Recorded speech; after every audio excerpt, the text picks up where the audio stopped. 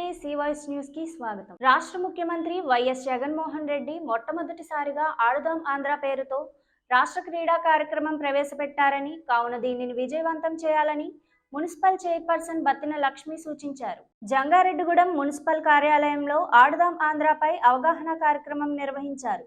ఈ కార్యక్రమంలో ముఖ్య అతిథిగా పాల్గొన్న చైర్పర్సన్ మాట్లాడుతూ క్రీడలతో ఆరోగ్యం మెరుగుపడుతుందన్నారు. ప్రజలు ఆరోగ్యంగా ఉండాలంటే క్రీడలు ఆడాల్సిన అవసరం ఉందన్నారు.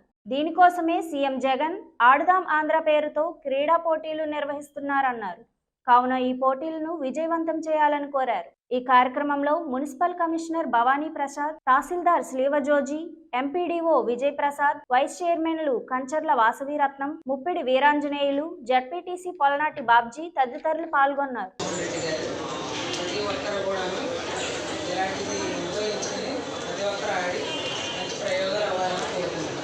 ఈ వార్తలు ఇంతటితో సమాప్తం. నమస్కారం.